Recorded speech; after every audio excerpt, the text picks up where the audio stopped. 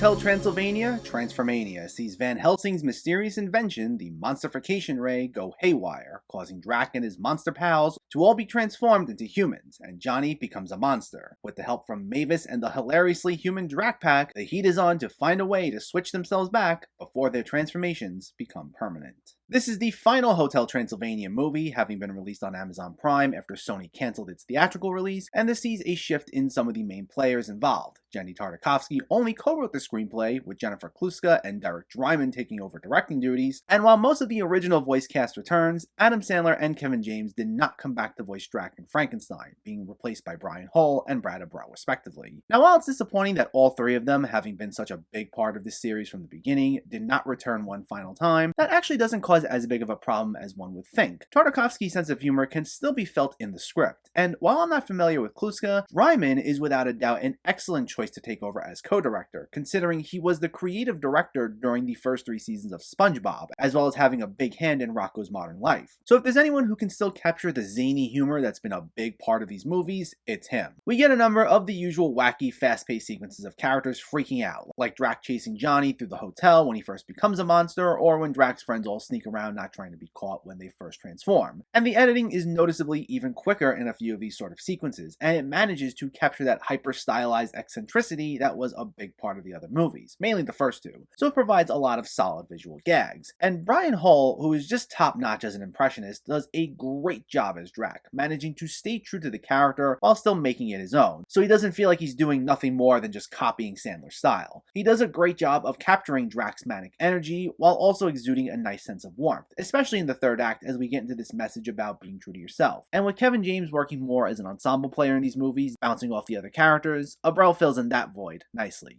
And speaking of, this once again goes back to utilizing all the great supporting characters who didn't get quite as much to do in the third movie. Not everyone's together the entire time, but we repeatedly cut back and forth between this storyline with Drac and Johnny, and then to Mavis and Erica along with Drac's friends. The screen time among everyone is divided pretty equally for the most part, allowing for a solid variety of jokes. So this finds a nice happy medium between going back to the essence of what made the first two movies so enjoyable, while still getting characters out of their comfort zone like the third movie attempted to do. This got everyone away from the hotel for most of the film and changed up their dynamics, but also made sure to make use of each and every character, because a lot of the charm would reside in the banter among them all. I'd say though this still isn't quite as strong as the first two movies, as it does fall back on a shtick that Drac moved past already, where he once again gets overprotective and causes the conflict through his scheming and paranoia over Johnny's behavior, when he's shown to already be more than comfortable with him. And not that we go to these movies for some complex, deep story or anything, but not only does this cause this to feel even more predictable than usual as a result, but it makes some of these characters, Drac in particular, feel like they take a step backwards. Though for what it's worth, it does lead to a heartfelt message in the third act, and in the end, it makes Hotel Transylvania 4 a decent enough ending to this franchise. It manages to change up some of the dynamics while going back to what made the original movie so charming, which is for better or worse. While the story is a spin on the same old shtick, it at least makes up for it with some fun gags the whole family will enjoy. It's nothing groundbreaking, but like the other movies, it's harmless fun.